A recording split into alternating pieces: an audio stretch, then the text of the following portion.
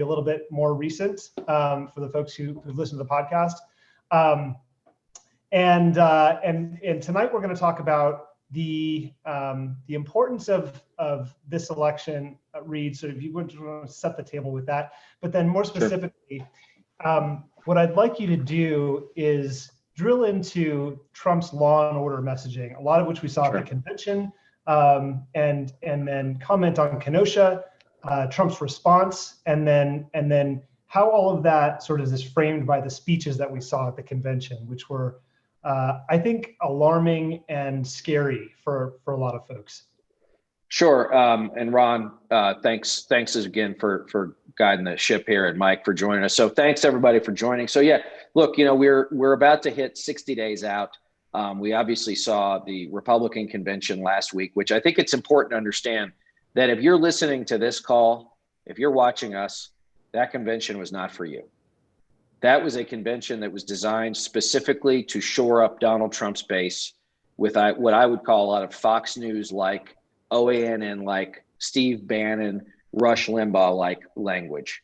I think the difference is that it was a convention entirely steeped in the past, in flat out lies, and in the idea that what Donald Trump is incapable of doing, and I think this is why you're seeing him talk about the things he talks about, is because he's incapable of contending with the problems that the country is facing on a daily basis, whether or not that is COVID and the economy. We just passed, I think, 6 million infections, or the fact that there is violence, that there is unrest, and that he has gone out of his way to incite that unrest. And remember that this is not a new thing for Trump. I mean, if you go back to, his time in New York, whether or not it was the Central Park Five, or any number of things that he said over the years, he was always perfectly comfortable utilizing racial animus to get a point across, regardless of how odious it was or it is. And so we should not be surprised that this is now where he is. We should also understand from like a more broadly political space that the reason why Trump is now okay with violence, and maybe it's because he's always been okay with violence, is because he doesn't have anything to say. He can't point to any achievement. He can't point to any philosophical underpinnings. He can't point to a goal he wants to achieve for the country or an objective he wants us all to reach together. And so violence is a natural outcropping of a political movement that has lost the ability to legitimately speak to the body politic, to the people writ large. And so now I think what you're seeing is, we saw Kenosha last week, where I believe that if you see in Kenosha last week a young black man being shot 7 times in the back by a white police officer, and the follow-up to that is a 17-year-old young man crossing the state line and shooting 3 people with an AR-15, those are not good outcomes for anybody involved, certainly, but certainly not politically for Donald Trump. And so when you start to hear and see these things about how, is the fear working? I don't believe that it is. And in fact, I think that the most concerning thing, I think, for all of us is that rather than, trying to find a way to calm the country, which he will never do, we saw these Trump supporters who rolled into the streets of Portland over the weekend, threatening to run people over, shooting people with pepper spray. This is a fundamentally un-American thing. What Trump is engaging in is almost inciting sedition against local authorities. Sending members of the federal government in, patchless and nameless uniforms is it not only an amoral act, but again, it is fundamentally an un-American act. It is not one that we would have ever in the past put up with, and it's not one we should put up with now. But here's where I think we need to go. And here's where I think that Vice President Joe Biden and Senator Kamala Harris needs to go. We must take a stand against this. I think Ron and Mike, you guys can back me up. If there's one thing that the Lincoln Project has done since we launched, it is that we will not stand for Donald Trump's poor behavior and now his engendering of violence for American against American. And so what I would say is that we must now take a hard stand on this and say what Donald Trump is asking people to do, what he is trying to do, is fundamentally inappropriate, in some cases might be illegal, and certainly not what an American president should be pointing toward or should be encouraging in this nation. And so I think, as I said earlier, why is he doing it? He's doing it all for a very specific reason. He must distract you. He must scare you. He must ensure that of all the problems we're facing, that the thing that stares you in the face every day is not whether or not your kids can go back to school, whether or not you can see your parents or grandparents, but whether or not you're afraid for your neighborhood. Most Americans who watch the convention, who do not watch Fox News regularly, I think, and Mike will get into this, I think were repulsed by what they saw because it is outside the mainstream of American political thought. As far outside American political thought as we've seen since, the America Firsters of World War II or the John Birch Society of the early 50s, we are now in a place where at least 30% of the country and the president of the United States are openly espousing violence. And it is an unacceptable place for any president to be. And so what I think we've seen with Joe Biden starting today is he went out to Pittsburgh and he said, this is unacceptable. He needs to go everywhere and say that. He must lead us. He must make the case for right versus wrong, for good versus bad, for a good man versus a bad man. And I think that Joe Biden has the opportunity. And I think all of us now have the chance and have the responsibility to help that cause. This is not about Republicans and Democrats. It's not about left versus right. It's about right versus wrong and democracy versus authoritarianism. Yes. That is what this fight is about. I think we've known it was about that probably since George Floyd was killed, when we really saw what Trump's reaction to it was, both in word and deed. And I think it's even more clear now if we needed more clarity. And so I think that's from a message perspective, like what we're looking at. We believe that, and Mike will speak to this, every time Donald Trump moves a member of his base back to the fold, there is someone somewhere out in the suburbs, or maybe a little further outside the suburbs, who says, I don't want any part of that. You know why? Because it's not normal, it's not American, and it is nothing less than radical. And we are a country not afraid of change, but there's a difference between change and radicalism. Radicalism is something that only benefits a very few at the cost of very many.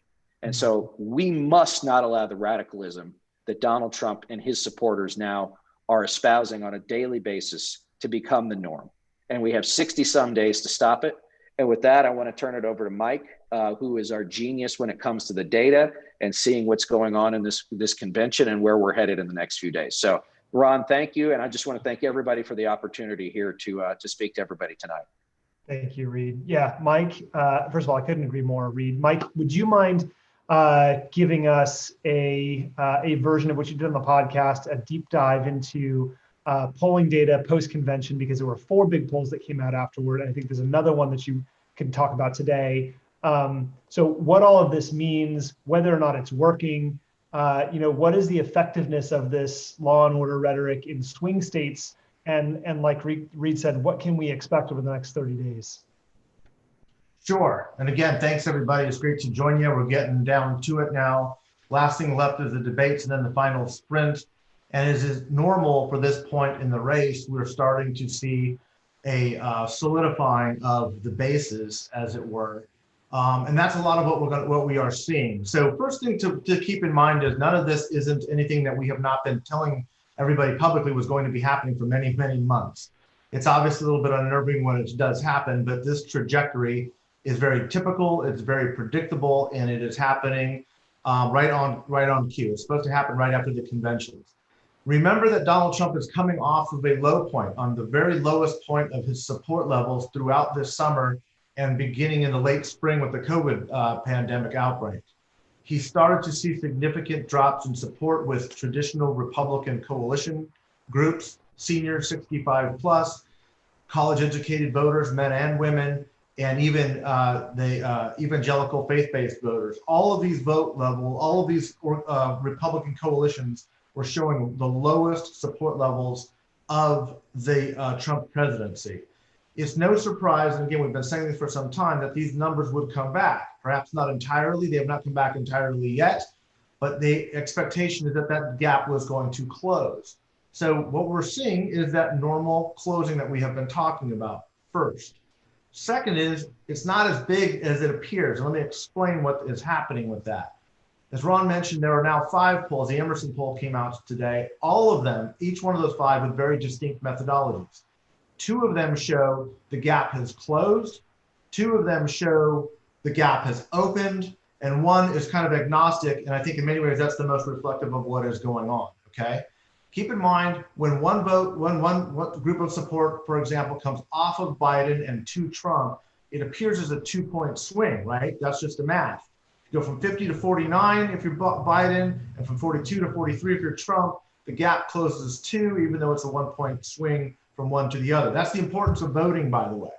It's also the importance when you're talking to folks, Republicans especially, who may not be inclined to vote for Trump, say, I'm just not going to vote anyway. If you can move that person to vote for Biden, it has the net effect of a 2-point swing in an election, right? So that's really important to keep in mind. And that's what we're seeing in the polls.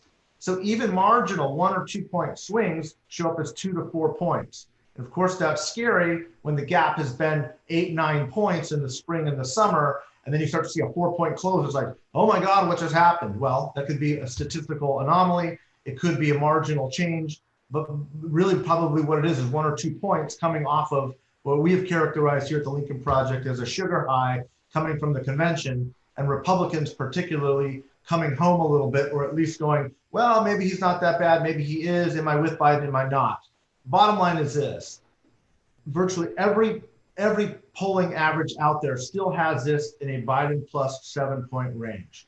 So take that for what it's worth. Again, I don't ever want you to read too much in the polls or any one poll significantly. The most important metric to take away is that Biden's numbers have been the most consistent in the last 40 or 50 years of polling a presidential race. There is a floor, which I attribute to largely a lot of anti-Trumpism. There's just not Democrats that are going over to vote and are changing their mind in the last 50 days about Donald Trump after the last 3.5, 4 years, guys. Okay, that's just not happening. Okay, so when you see Biden's numbers in a very tight range between 49, 51, 50, 49, 51, 50, that is a very tight range. And especially when you start to see that in some of the statewide polling, like you're beginning to see in Pennsylvania. Poll comes out yesterday, the Harris poll, saying that he's +9 in Pennsylvania. Again, that's a big number. It's not one that I'm going to take all too seriously, because I don't take any one poll too seriously. What we're looking at is the trajectory and the floor and the range, okay? We're looking for the movement. And remember, a 4-point net swing is really a 2-point shift in public opinion, which is a pretty nominal move. And that one data point by itself doesn't necessarily mean anything. You got to look at a series of polls to watch the gyrations of how it's moving. That's what I'm looking for every day. I'm looking for movement, not necessarily the up or down trajectory. I'm looking for the fluidity in the race, because that's telling me how many undecideds there are, which brings me to the last point.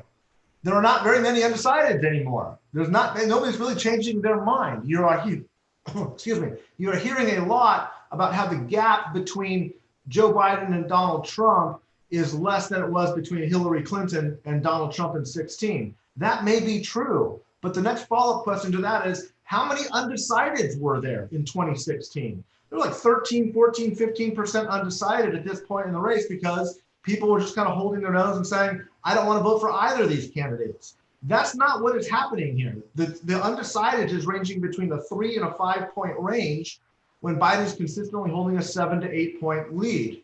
I'm not making any predictions about that, okay? Again, to make any predictions right now would be silly. All we're looking for is the consistency of the voter base on both sides. What is happening with Trump's numbers moving up is that he is starting to bring back some of those Republicans who have been very, very wary of him, especially during the last 6 to 8 months. Now, this is very important. Again, my last point. Sorry, Reed. You can have as many points as you want, Mike. Everything that Reed was saying is very important to understand, because when he is trying to consolidate his non-college educated, white, working class base in the Rust Belts with the law and order and tough on crime and racist dog whistling, it is moving the numbers marginally in some of the Rust Belt states. But it is also alienating college-educated white voters, white Republicans, in the Sun Belt states. So while we talk about tightening, and there's a lot of evidence to suggest it's not really a tightening, I call it a flattening. And what's happening with that flattening is as the bases start to come home in that normal range, what we're seeing is college-educated whites moving off of Trump, and it's putting states that are not normally in play for a red candidate, red meaning Republican Donald Trump. So states like Arizona, Texas, Georgia, Florida, North Carolina are either very competitive or more or stronger bases of support for Joe Biden, a Democrat, at this point in the race than it should be. So every time he's dog whistling, there is obviously a moral and un-American implication to this, which should concern all of us. But as a practical effect, when we start saying, is he closing in Wisconsin? Is he closing in Iowa? Is he closing in the gap in Pennsylvania? Maybe, arguably, perhaps, but he's also pushing away voters, Republican voters in the Sun Belt states, which is why the map may be tighter, but it's flatter and wider. And keep in mind, Donald Trump has to win every one of the newly expanded states. He has to win Georgia, which is a 1-point race. He has to win Florida, which is a net 3.5 race for Biden. He has to win Arizona, which is a net +2 for Biden. He has to win Texas, which is consistently a 50-50 race, or a +1 Biden, maybe a +1 Trump, depending on which poll you look at. These are all battleground states now that were not battleground states precisely because of the issues he's driving to consolidate the Rust Belt states. Mike, there's one thing that you mentioned when we were recording earlier about, you called it the chasm that has opened up between college-educated and non-college educated white voters. I would, first of all, I'd love you to expand on that a little bit, but then also I'd love for you to characterize the difference between those two segments of white voters, because they're very significant in how we're thinking about our state strategy right now. So you have to understand the modern Republican Party, you have to understand that the party is essentially an 85% white party. It's become the party of white voters in America. And the dividing line in that Republican coalition are not cultural issues, they're not fiscal issues, they're not foreign policy issues. The gap that Ron is speaking of, the divide, and it's become a very big divide in the Trump era, is between the college educated and the non-college educated. There's a direct correlation between how educated you are and your disdain and dislike for Donald Trump, okay? Now, those with college degrees who tend to be much more upwardly mobile economically, who are doing better, perhaps thriving in this economy, in the high-tech economy, in the new world that we've built, essentially are not comfortable with the cultural regression that we're seeing with the Confederate flag issues and the overt race baiting issues and the stuff that we're seeing with the law and order and the way he's lionizing vigilantes in the streets. This is something that people with college degrees largely are not comfortable with. Now, what we've also seen in the course of the past 4 or 5 election cycles is this change that is happening. And this is one of the most curious, this is why I love politics, right? Is because once it seems to make sense, it doesn't. What we're seeing is those northern Rust Belt states actually becoming more conservative, or at least more Republican. I don't consider conservatism at all, but they're moving more towards the Republican Party as the Republican Party becomes more affiliated with white identity politics. This is why Donald Trump is using these dog whistles and these issues at this time to consolidate the base. I'm talking about states like Wisconsin, Iowa, Michigan, Minnesota, Ohio, Pennsylvania, even New Hampshire and Maine. All of these states have a large percentage, with one exception, anomalous exception being Wisconsin, of large non-college educated white populations. It's why they moved the way that they did in 2016, but the truth is they had been moving that way since about 2008 to 2012. They have been moving towards the Republican Party as the Republican Party is becoming more racially homogenous and more regionally isolated. The thing that is happening, though, is in the South, curiously, where there are economies that look a lot more high-tech. There's the Austins, the Scottsdales, the Atlanta suburbs, the Raleighs, communities in Florida. All of these have a community and an economy for upper income, upper middle class, high-tech, highly skilled workers. And as a result, the influx of those individuals has created a more centrist, if not progressive politics. And it's why states like Arizona, Senator Sinema was able to win 2 years ago in Arizona, and Arpaio loses. It's kind of, angry race baiting sheriff in Maricopa County loses. It's why Arizona's been closing for four years, the last 2 election cycles. Texas, Beto O'Rourke comes within 1% of beating Ted Cruz in 2018. Stacey Abrams, some would argue, actually won the race, right, in Georgia. DeSantis wins by less than a percentage point. All of these have been trending to the center, okay? These red states have been moving to the center. So there's now a right-left divide that is a north-south divide. It's the exact opposite of what we have been talking about or used to characterize as Republicans as the Southern strategy. In many ways, the new Southern strategy is talking about racially progressive high-tech workers, ironically enough. And these are the Republicans, the Republican coalition, that are saying, I've had enough. I'm not going to be affiliated with this party. Perhaps ironically, this is also, if you've been following us on the Lincoln Project, we've been highlighting the Confederate flags showing up in places like Maine and the Michigan militia. Remember, the militiamen take over the state capitol. And in Iowa, all these places that were northern states in the Civil War. This is the reason why that is happening, okay? It's a racial identity party.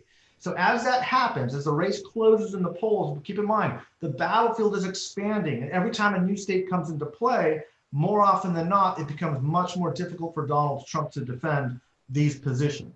So that cultural divide is an education divide. And the education divide is what is likely to split the Republican Party, if not in 2020, then in 2024. And as identity politics, white identity politics, consumes the Republican Party and makes it more racially homogenous and more geographically isolated.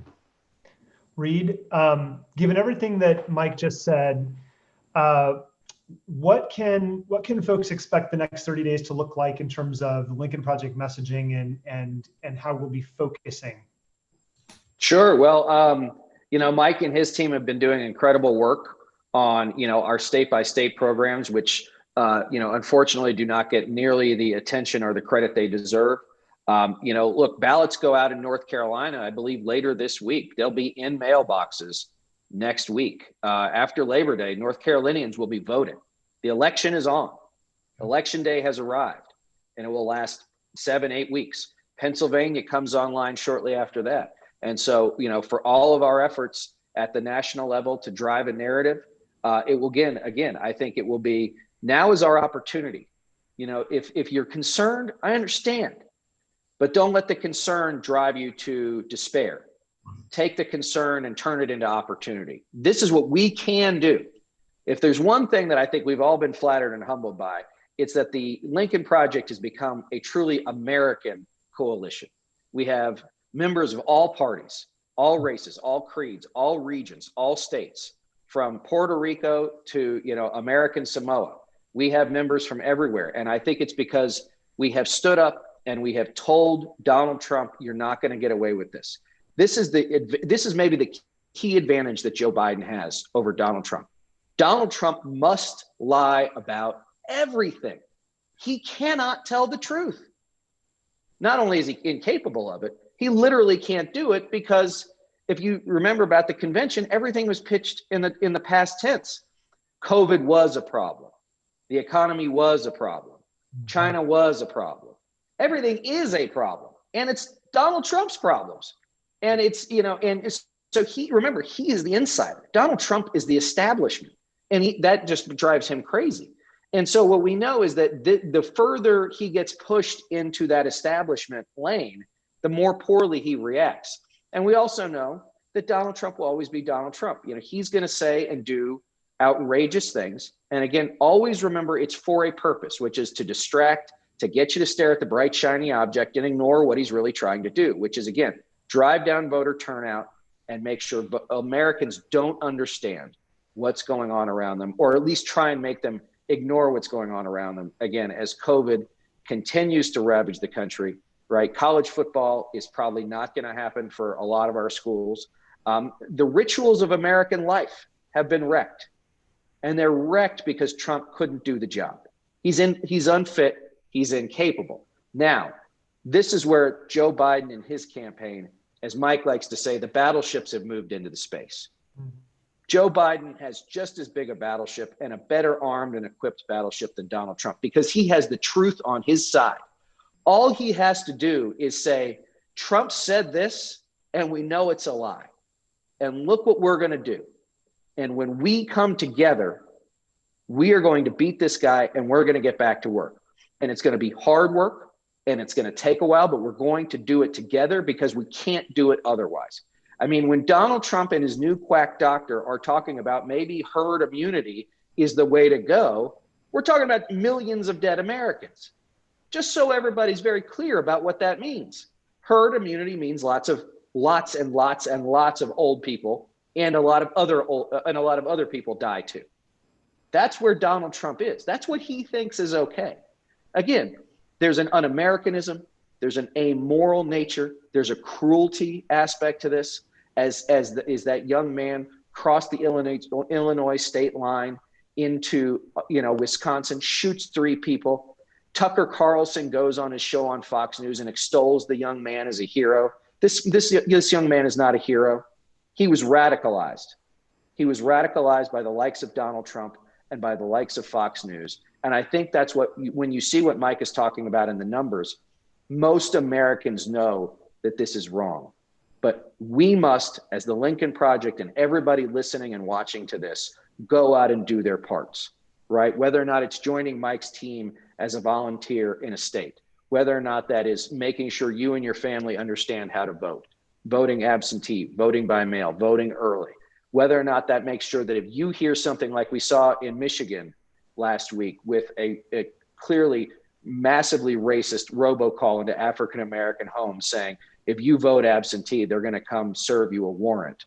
If you saw what happened in Ohio last week, where on Facebook, the font of all bad ideas in American politics now, that, someone had created a video that purported to be an Ohio state, ballot. It wasn't. It was a Florida ballot from a different election. The misinformation and disinformation is out there. If you need it, lincolnproject.us vote. If you're going to go in your state, go to your Secretary of State's office, go to your county office. They'll tell you everything you need to know. But we can do this, and we can do it soon.